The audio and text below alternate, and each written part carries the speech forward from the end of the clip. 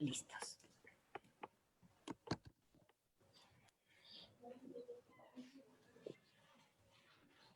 Blanca, buenas tardes. Ya estamos transmitiendo directamente en Facebook. Muchas gracias por estar aquí de nuevo. Hemos tenido una presentación al mes de los maravillosos libros del maestro Halevi.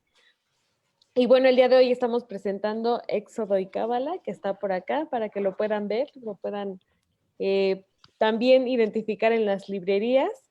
Y bueno, el día de hoy también tenemos la maravillosa presencia de Blanca Rosa Domínguez. Ella es psicóloga transpersonal, egresada del Institute of Transpersonal Psychology, que está en Palo Alto, California, y es miembro también de la Kabbalah Society International, y bueno, discípula del maestro y autor Sedben Shimon Halevi, que bueno, hace un tiempo que no nos acompaña terrenalmente, pero sabemos que está en otros planos y en algún momento lo alcanzaremos. Entonces, Blanca, muchas gracias por estar aquí. Y para comenzar, me gustaría leer el prefacio del libro y de ahí, bueno, tú nos platicas paso por paso de qué va. Se ha dicho que las escrituras contienen el secreto de la existencia. Sin embargo, no son muchas las personas que lo perciben, porque sin la llave del conocimiento esotérico no pueden ver más allá del significado simple de las palabras. Dicho conocimiento, llamado Hokmah Nestorah, o sabiduría oculta, transmitido en forma oral a lo largo de la historia, desde Abraham hasta hoy en día, es el marco esotérico en que está basada la Biblia. Sin ese marco oral sería imposible comprender la intención divina, la construcción del universo y el propósito de la humanidad. Por tanto, cuando las líneas oral y escrita se entretejen como la presente obra, la historia del Éxodo se convierte en una analogía individual del escape de la esclavitud física del cuerpo, representada por Egipto, y la lucha del alma con la esclavitud psicológica en el desierto, conforme se hace el esfuerzo por alcanzar la tierra prometida del espíritu. En los relatos bíblicos, talmúdicos y cabalísticos acerca del viaje externo de los israelitas, que incluye tanto el drama cósmico como el individual, se revelan las etapas internas de iniciación, de prueba y de rebelión, que condujeron a comprender el secreto de la existencia como espejo en que el ser humano refleja la imagen de la divinidad para que Dios pueda contemplar a Dios. Londres, primavera de 5738. Y desde entonces tenemos este valioso conocimiento. Por favor, Blanca, guíanos en esta sabiduría. Bueno, ¿qué podemos decir? Para mí, vean nomás mi libro, cómo está todo marcado, siempre. Y por más que lo leo y lo leo, siempre encuentro cosas nuevas. El Éxodo, aquí tengo algunos apuntes porque quise tomar lo más importante del libro. Dice, Éxodo es una alegoría de nuestro viaje de la esclavitud psicológica en Egipto, que en hebreo se dice Misraim, que quiere decir lugar de esclavitud, hacia la tierra prometida de la libertad del espíritu. Entonces, primero que nada tenemos que empezar a ver, bueno, ¿de qué se trata el libro? Tenemos que la Biblia tiene 4 formas de entenderse. Una es la literal. Literal, por ejemplo, como que este viaje realmente sucedió, de que qué fueron los personajes que hicieron, etcétera.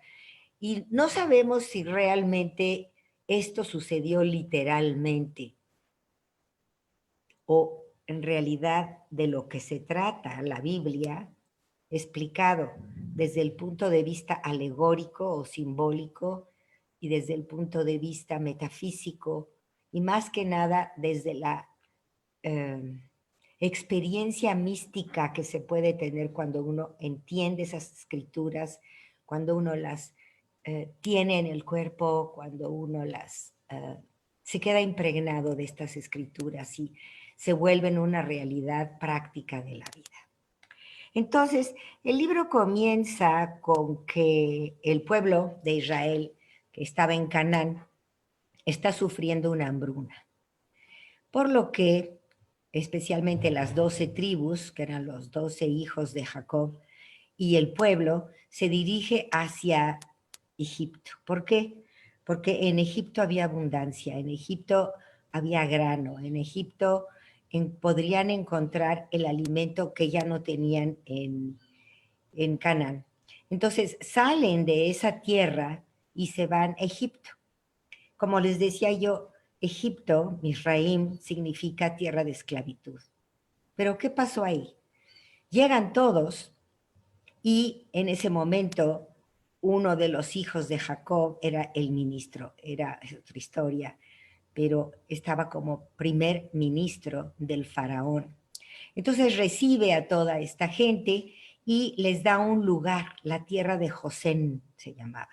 Y entonces allí se quedan todos y empiezan a vivir y pasan los años y pasan los años y se les olvida de dónde vienen, se les olvida cuál es su origen, se les olvida quiénes son y se vuelven esclavos, como realmente pienso yo que nos vamos volviendo esclavos, cuando nos olvidamos de quiénes somos, de dónde venimos, en realidad cuál es el propósito de la existencia.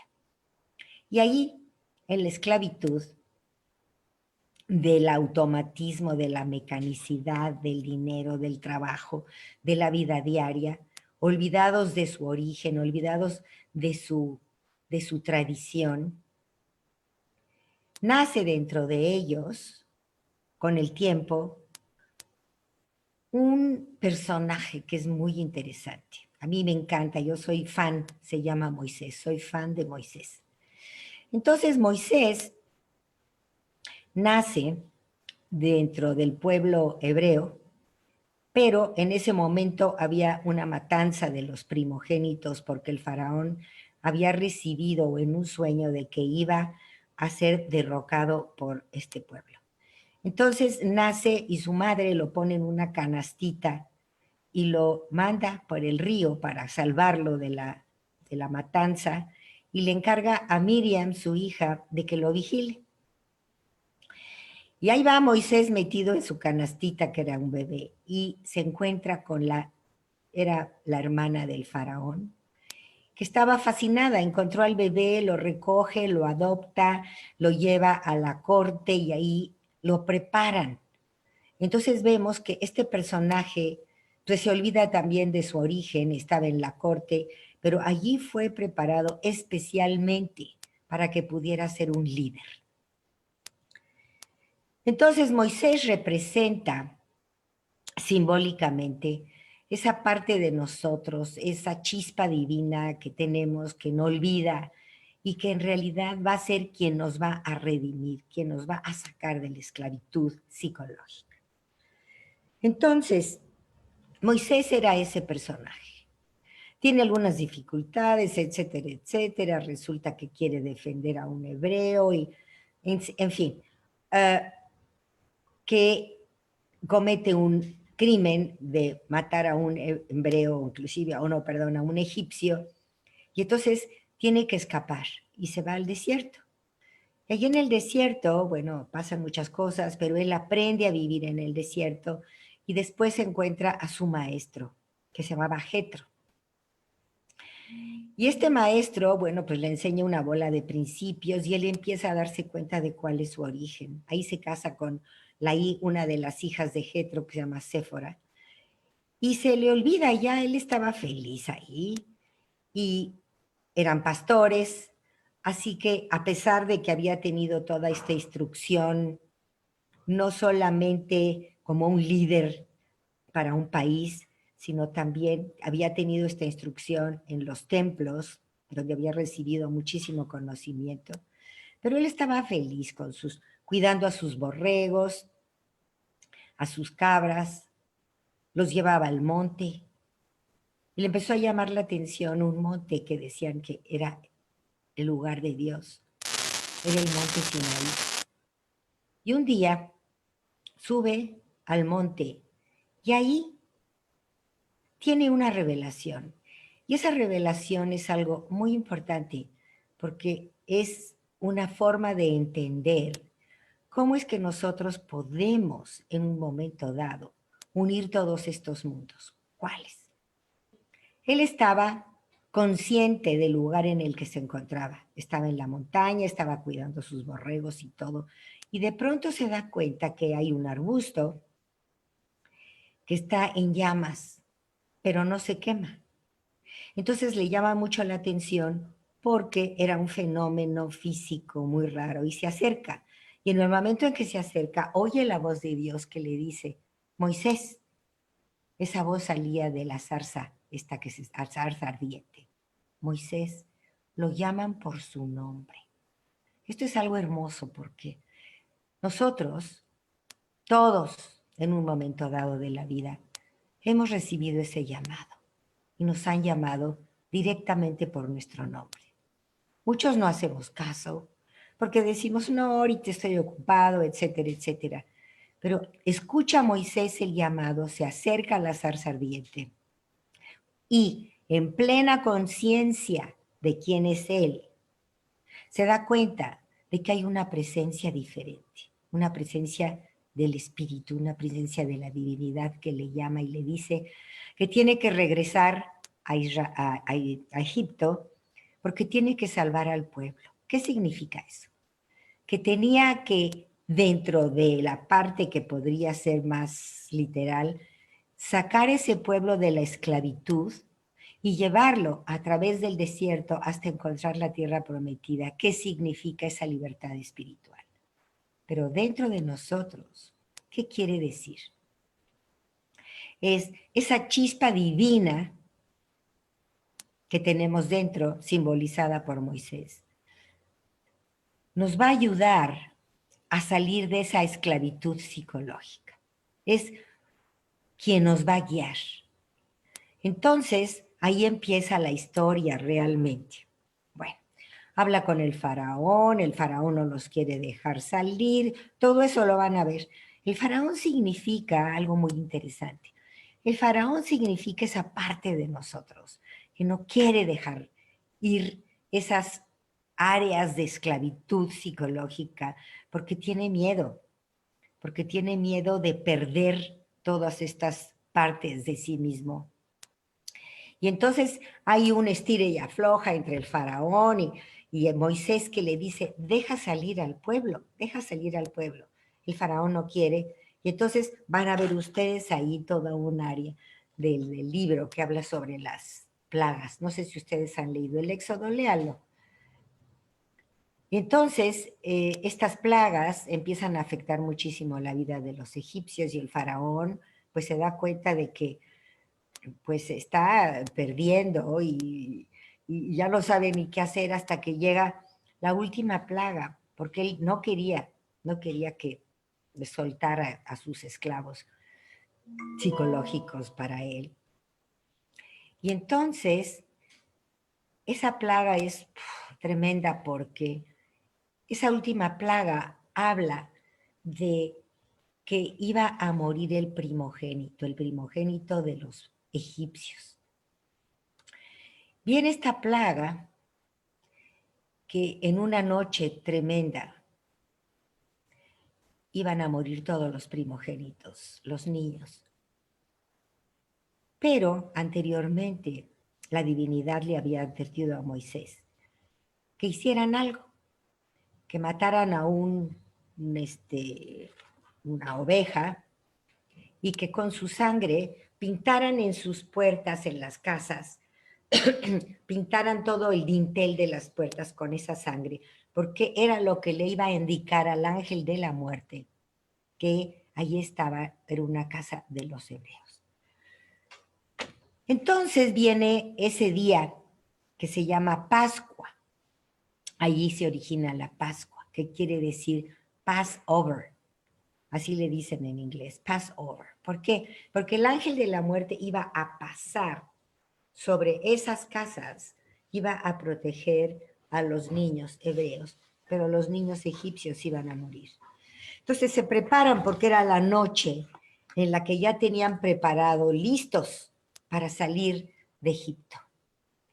Entonces, ahí viene la explicación de lo que significa esa noche de Pascua. qué comen, cómo estaban preparados, etc. Y después de esa noche tremenda para los egipcios, el faraón decide dejarlos ir. Y sale ese pueblo, eso es lo que se llama el éxodo.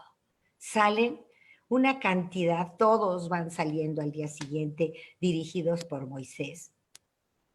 Dejaron todo, dejaron sus casas, dejaron todo. Y salen a lo desconocido. Primero que nada, se encuentran con que tienen que cruzar un mar, el Mar Rojo que se llama. Entonces, pues se encuentran ahí atrapados entre lo que es el cruzar el mar y los egipcios que se había arrepentido el faraón y venían detrás de ellos. Entonces, en ese momento, la divinidad opera un milagro.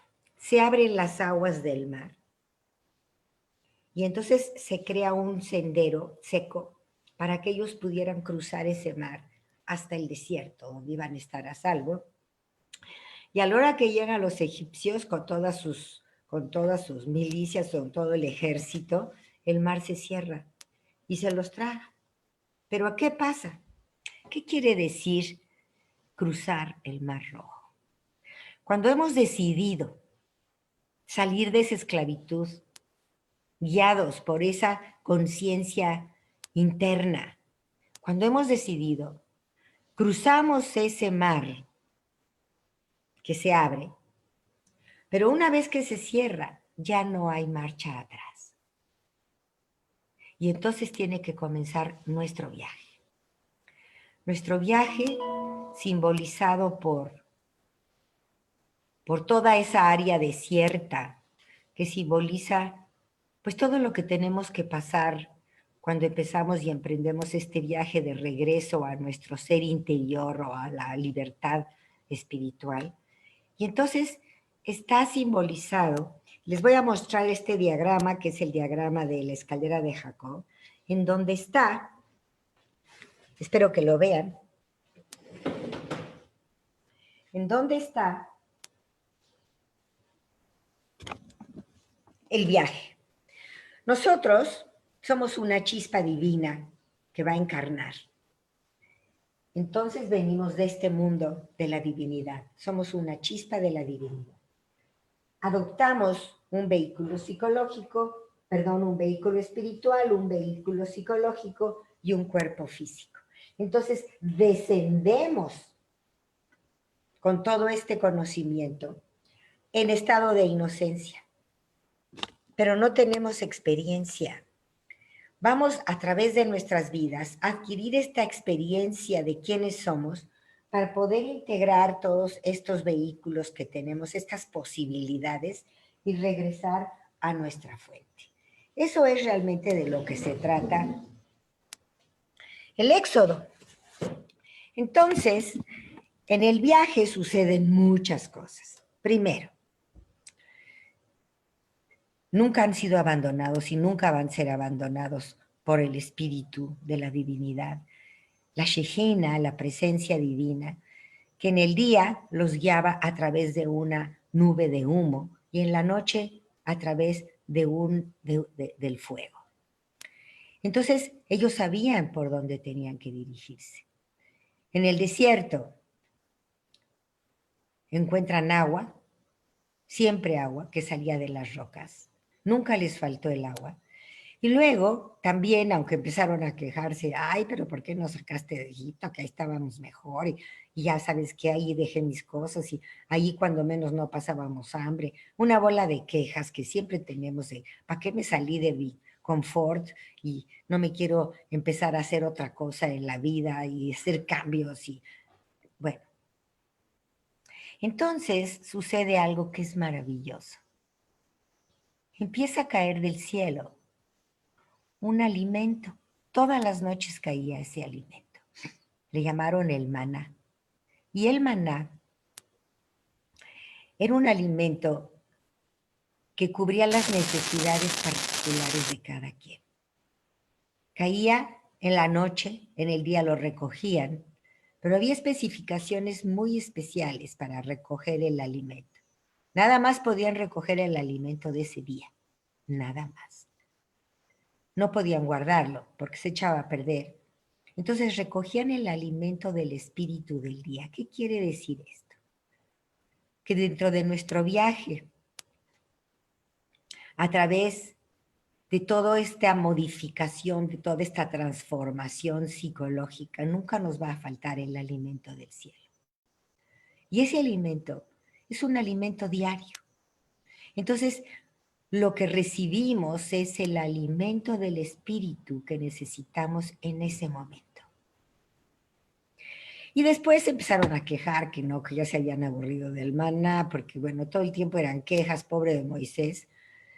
Y empezaron a caer codornices, o sea, nunca les faltó. Era un pueblo rebelde. Además eran 12 tribus que estaban como muy desunidas. Entonces la divinidad se presenta a Moisés y le dice, hazme un templo, un tabernáculo, donde yo pueda morar entre vosotros. Y le da todas las especificaciones para hacer el templo. Si todo lo anterior de este viaje es una alegoría de nuestro viaje de transformación psicológica, en este momento, en cuanto empieza la construcción del tabernáculo, empieza la metafísica de la Cábala. Les recomiendo en nuestro canal de YouTube, Cábala Society México, uno de los videos que se llama Éxodo, simbolismo y metafísica de la Cábala. Ahí está todo. La metafísica, ¿qué es eso? La metafísica son las leyes para entender toda la composición del universo, que iba a estar plasmada en el tabernáculo. Entonces, primero empezaron a hacer los objetos sagrados. Los objetos sagrados era el arca de la alianza, donde iban a poner las tablas de la ley, que le habían sido dadas también a Moisés como un reglamento para todas estas tribus que necesitaban orden. Y también la mesa de los panes, donde se ponían 12 panes que simbolizaban cada una de las tribus, el alimento diario de las tribus. Y luego estaba la menorá, un candelabro que contenía todo el conocimiento y que iluminaba la mesa de los panes.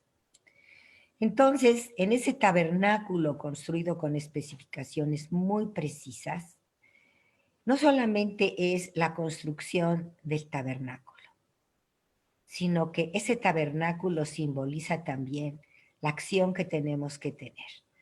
Les voy a enseñar un grabado que tengo aquí del tabernáculo, que es hermoso. Aquí está, entonces vemos cuál es el viaje, de dónde venimos y hacia dónde vamos. Voy a poner este acá. Y luego tenemos aquí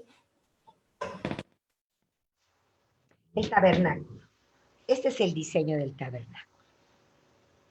Estaba aquí el altar donde se sacrificaban los animales, que quiere decir donde hay una transformación psicológica.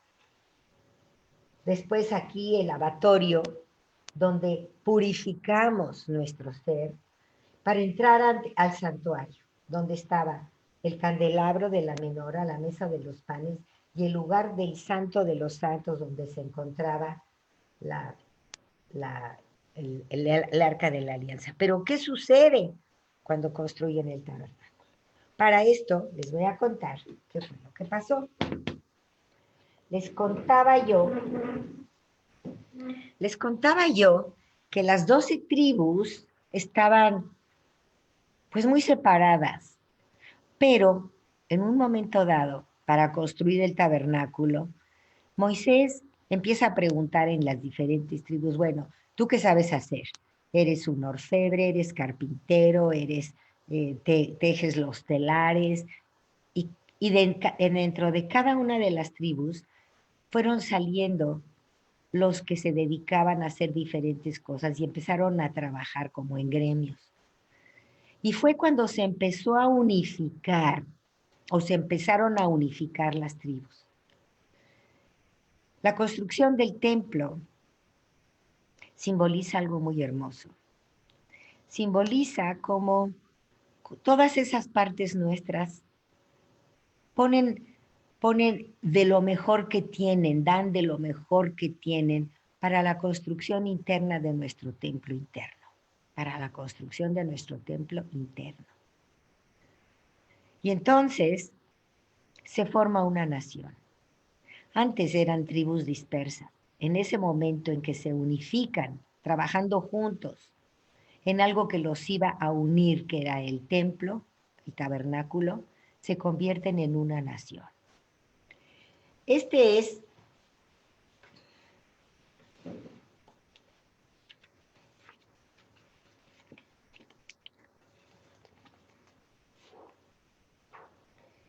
cómo quedó aquí. Las 12 tribus significan los 12 signos del zodiaco, las 12 personalidades de la humanidad. Entonces, todas eso, el campamento de las 12 tribus fue y se colocó alrededor del tabernáculo. Y de ahí en adelante, el tabernáculo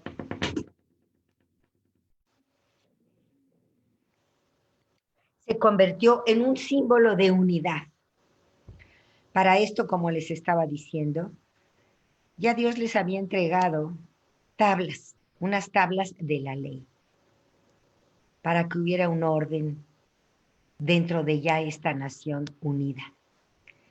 Entonces, tienen que pasar 40 años.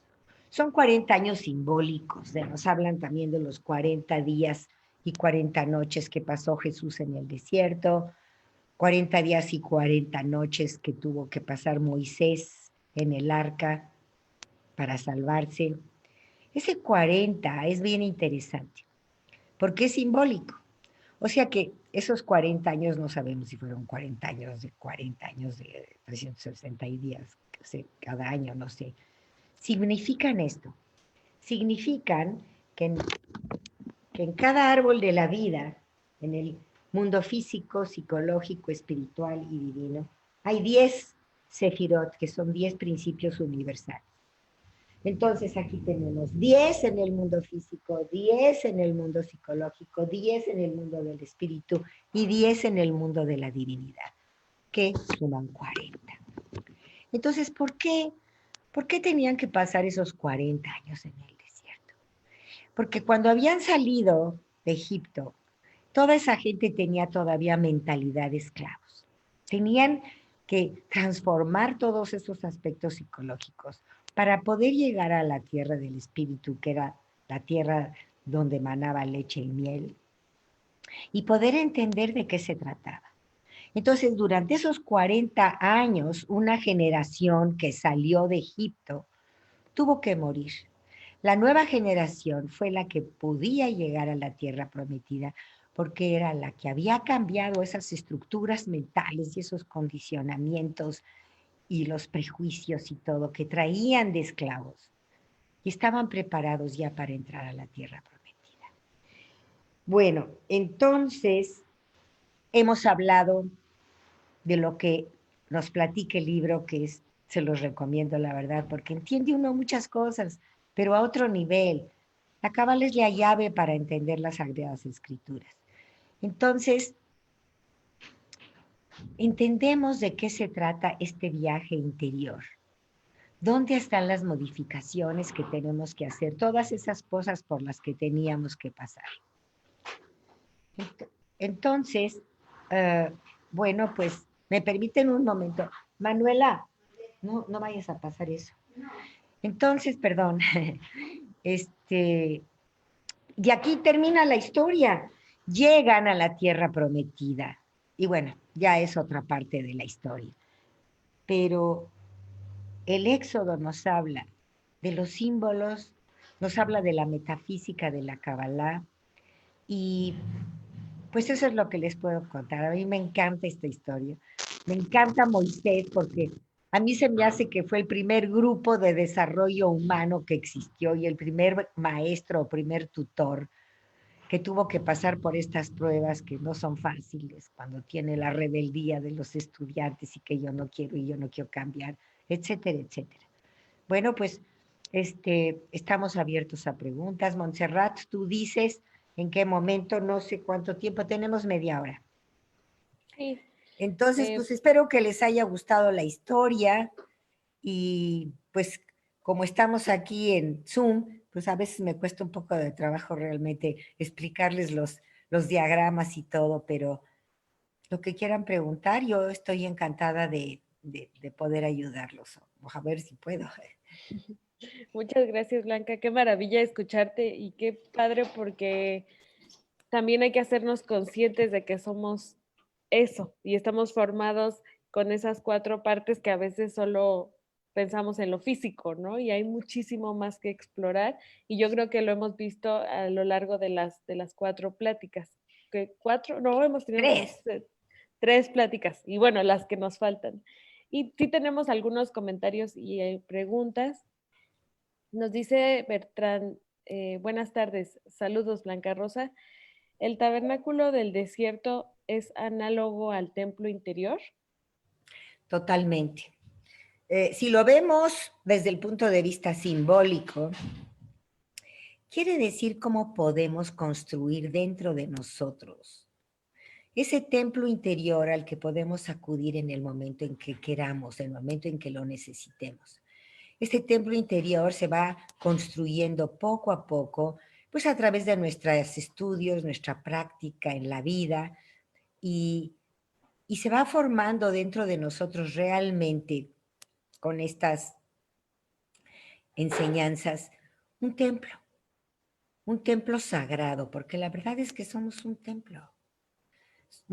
Yo pienso que está bien y que hay muchos templos de muchas tradiciones y todo, y podemos visitarlos y todo, pero este templo está allí todo el tiempo. Es un templo interior al cual podemos acudir en el momento en que necesitemos y entrar a ese santo de los santos donde se encuentra la divinidad y dialogar con la divinidad. Además, el templo significa en todo su proceso, en todos sus niveles, todo ese trabajo que podemos hacer también, desde la transformación de esa parte animal que tenemos todos, y luego la purificación de nuestro ser, para poder entrar al mundo del espíritu y recibir las enseñanzas, el alimento de los panes iluminado por el candelabro de la menorá. Entonces sí, nosotros somos el templo, nosotros somos el sacerdote o la sacerdotisa, y nosotros somos el camino. Y el camino en el ritual del templo es la vida diaria. Así que la vida diaria se convierte en un ritual. Gracias, Sergio. Espero que te Gracias. haya contestado la pregunta. Sí, yo creo que sí, si no, que nos lo vuelva a poner por acá. Dice Miriam Ivette Hernández, saludos, excelente explicación. ¿Dónde podemos encontrar más información sobre el tema y significado de la redacción o toda la explicación viene en el libro? Toda. Bueno, lo que les dije es un poquito. Les dije nada más estos puntos de lo que era el simbolismo del viaje, lo que era la metafísica en los diagramas, pero en el libro encuentran todo. Y también perdón, pero en mi canal de YouTube, en nuestro canal de YouTube de la Kabbalah Society México, allí vean ese video que se llama Éxodo, simbolismo y metafísica de la Cábala. Y ahí hablamos, y explicamos también para aumentar o para, ¿qué les diré? Para dar más información sobre lo que contiene el libro. Así que pues están invitados a vernos en el canal de YouTube y pues decirnos si les gusta o hacer comentarios. Yo siempre estoy ahí pendiente a ver quién hace comentarios. No sé si le contesté, pero realmente está toda la información ahí. Sí, muchas gracias. Bueno, Bertrán de la Cueva dice que sí le contestaste. Ana Berta dice buenas tardes, interesante tema. Y también nos están preguntando si este libro puede ser como el principio para acercarte a la cábala. Bueno, miren, Vamos a hacer esto, voy a decirles esto. La editorial Terracota publica 6 libros de Halevi. La introducción, no, el universo de la Cábala, el trabajo del cabalista, el camino de la Cábala, donde explica de otra manera lo que es el Éxodo, el Adán y el árbol de la Cábala, la escuela del alma y Éxodo. Cada uno de estos libros que publica Terracota tiene todos los mismos fundamentos de la enseñanza de la Cábala, pero explicados con diferentes temas. Así que, pues no sé si la editorial Terracota tiene, por ejemplo, lo que es el libro con un compendio o nada más una pequeña explicación de lo que es. Yo diría que este libro puede ser un principio, como cualquier otro. Y después ya que ustedes se piquen con el estudio, pues van a tener que empezar a leer los otros libros para completar. Pero si les interesa también, tenemos programas de clases, de estudios, se pueden poner en contacto con nosotros. La Kabbalah Society tiene un website y no sé, déjenme ver cuál es nuestro website, porque a veces se me olvida cómo lo modificamos todo, ya no sé, pero pueden ver, o pueden verlo también en el canal de YouTube que les dije, o pueden escribirme a mí si quieren, cualquier duda, los podemos, si quieren pertenecer tenemos a los correos a donde mandamos información, le pueden escribir a cabclass@gmail, es K-A-B de Blanca, C-L-A-S, cabclass@gmail.com, y con mucho gusto estoy siempre para ustedes, para guiarlos o para decirles, para resolver cualquier cosa que necesiten en su apoyo con sus estudios. Blanca, bueno, no, ya no tenemos más preguntas, invitamos a que nos las manden por acá, pero en pláticas anteriores nos has compartido un poco de cómo fue que el acercamiento a la Cábala te cambió la vida. ¿Podrías pues, platicarnos un poquito de esto brevemente? Porque bueno, lo hemos visto anterior, pero para aquellos que se unen por primera vez, ¿cómo te puede cambiar la vida el acercamiento a estos libros, a estar en la sociedad, en la sociedad en la que tú estás, en estos grupos? ¿Cómo se pueden compartir ideas y, bueno, transformarte completamente la vida, ¿no? ¿Podrías compartirnos un poco de esto? Mira, es una búsqueda y yo la verdad no soy judía. Entonces no tenía yo ninguna relación con la cosa de la Kabbalah, ni la tradición judía, ni nada de eso. Pero me empecé a meter primero en libros esotéricos, en la búsqueda, clases de esto y del otro, etcétera, etcétera. Yo era diseñadora de interiores y uno de mis clientes me mandó a Houston. Allá en el avión conocí a un chico con el cual estuve platicando. Y fue muy interesante porque dentro de la plática de pronto cambia toda la plática y empezamos a hablar del libro de tibetano de los muertos y todo. Total, y el viaje, yo siento que ese chico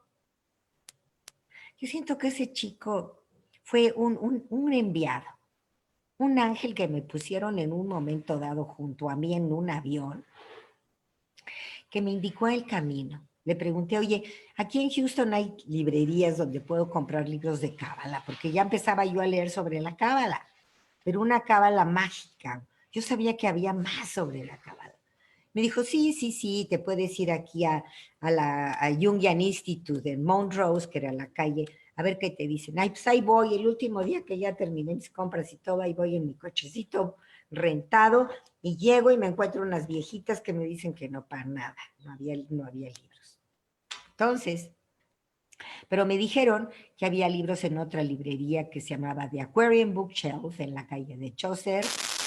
Imagínense, en aquel entonces no había GPS, ni había estoy hablando del año de 78. Entonces, ahí voy en el cochecito, perdida, totalmente perdida, sin encontrar la callecita ni nada, y de pronto digo, ¿y voy, qué estoy haciendo? Mañana me voy a México, yo me voy al hotel, allí me baño rico, pido mi cena, y ya, se acabó. Pero de pronto empiezo a oír una voz que dice, no, Blanca, lo vas a encontrar, lo vas a encontrar. Y yo, no, ya me voy lo vas a encontrar. Y en eso, ¡pum!, se aparece la callecita que era chiquitita. Y allí había una casita, que era la librería. Y sale una viejita que ya iba a cerrar, porque eran 5 para las 5 y cerraban a las 5. Y digo, no, por favor, déjeme entrar, necesito ver que estaba perdida yo, horas perdida, deje. No, no, ya voy No, le dije, mire, deme 5 minutos. Bueno, ¿dónde están sus libros de cábala? Ahí estaban, en un rinconcito de la librería. Con 5 minutos no tiene uno tiempo de ver, a ver qué libro compro y de qué se... No, llegué y había 2 libros, uno verde y uno rosa, los saco, ni siquiera veo nada, dije, decían cábala los dos, ni de quién eran, ni nada. Le digo, deme estos libros, ya, me voy a mi hotel, después de darme un baño, empacar y cenar. Digo, voy a ver qué compré. Y agarro un libro que se llama Dan y el árbol cabalístico, que está en español y lo publica Terracota. Y leo el prólogo, no más. Y me suelto llorando. Y digo, ay, Dios mío, esto era lo que había estado buscando toda mi vida, toda mi vida. Ese libro me cambió. Ese libro me hizo ver cosas de mí, del mundo, de mi propósito de vida, de todo. Y de ahí en adelante, que esa es otra historia, empecé a pedir sus libros del maestro, me puse en contacto con él y en 1981 viajé a Londres para conocer al maestro.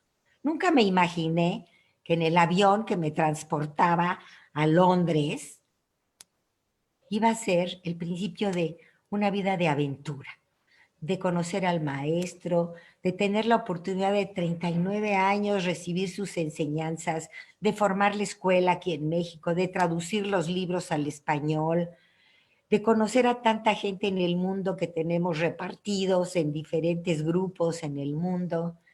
Entonces ha sido toda una aventura. Sí, ese libro que publica Editorial Terracota, Adán y el árbol cabalístico, me cambió totalmente la vida. Dejé de ser diseñadora, me metí a estudiar psicología y aquí estoy produciendo videos para YouTube, escribiendo libros, dando cursos. Así que fue un cambio tremendo, pero quiero decirles que esto ha llenado mi vida y que yo entiendo ahora y se lo dije al maestro, ¿sabes a qué vine esta vida? En una de las últimas conversaciones que tuve con él, ¿sabes a qué viene esta vida? Vine a traducir toda tu obra al español. Y de ahí en adelante se han producido muchos libros que se reparten por todo el mundo. Tenemos este canal de YouTube y gente de muchas partes del mundo que es increíble que estén interesadas en esto, que se pongan en contacto con nosotros y que podamos dar ese servicio, esa información de este conocimiento tan maravilloso que nos dejó el maestro que falleció hace 1 mes y medio, pero nos dejó un legado muy rico de conocimiento. Pues esa es la historia pequeñita, reducida de cómo, por qué estoy aquí, qué ando haciendo en esta vida, cuál ha sido mi trabajo, mi propósito y cómo me cambió todo.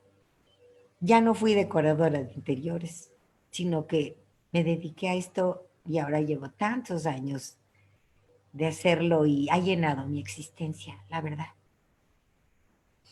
Qué maravilla. Eres el ejemplo de que sí, los libros transforman vidas y no sabes cuál va a ser y no sabes qué tema te va a atrapar. Sí, el chiste es que hagas el cambio, ¿ves? Que te des cuenta realmente y que hagas ese cambio con compromiso. Se vuelve un compromiso, pero un compromiso hacia uno mismo, un compromiso de vida, como un amor y una devoción a nuestro trabajo interior. Y yo creo que eso es lo que hace la transformación, ¿eh? Ahora, si recibes la iluminación o no, pues no sé, quizá sí, quizá no, pero que transforma toda la existencia, sí, que va a haber cambios muy importantes, sí, para bien, aunque no para fácil, diría yo. Ni para rápido. No, también. No, no es magia, no es magia, sí. Sí, se requiere tiempo, también dedicación y pues toda la voluntad para cambiar, ¿no? Así es, Montserrat, sí. Bueno, Blanca, pues nada más me resta enviarle saludos a Conchita Rodríguez, que está viéndonos, Alejandra Geac también, Olga RU, que nos está viendo, y Claudia Bres de Allende, que también está conectada. Muchísimas gracias, Blanca. Bueno, eh, voy a hacer el comercial de que los libros como el de Adán y el Árbol de la Vida, pues estarán ya casi, los tenemos físicos, ya estarán por aquí pronto. Y bueno, seguiremos con estas pláticas, estos talleres. Este quizá es nuestro cierre de fin de año, porque bueno, ya el año se nos fue, pero pues vamos a empezar con todo en enero, vamos a hacer más pláticas, queremos que los libros se muevan, algunos talleres, pero bueno, eso ya se los iremos compartiendo en el tiempo. No dejes de seguirnos, @editorialpax en todas las redes y también Kabbalah Society México. Kabbalah Society México es el canal de YouTube. Y estábamos platicando hace ratito, Montserrat, y dijimos, bueno, no vamos a acabar con esta plática, no va a ser la última, vamos a seguir. Ahora, lo que pasa es que en este momento, pues todos los libros se vendieron y está rápidamente la editorial Terracota imprimiendo nuevos libros que estarán en diciembre, o sea que para enero vamos a tener todos estos libros. Vamos a estar platicando sobre ellos y quizás hacer un lindo programa de estudio para las gentes que quieran estar con nosotros. Y gracias, Montserrat, como siempre, Muchísimas gracias, Blanca. por Te esta mando un oportunidad abrazo. y les mando a todos los que están con nosotros un saludo con mucho cariño y los invito realmente a hacer esa transformación maravillosa, a encontrar su ser interior y a vivir una vida con otro nivel de conciencia. Y ya estamos, Montserrat. Gracias a todos y nos despedimos. Muchísimas gracias, Blanca. Son los conocimientos que necesitamos ahora cuando no tenemos fe, cuando parece que todo está mal. Estos libros nos van a ayudar mucho a encontrarnos también con nosotros mismos. Muchas gracias, Blanca. Te mando un abrazo y gracias a todos los que están por ahí. Gracias a todos, mucho gusto. Bye. Bye.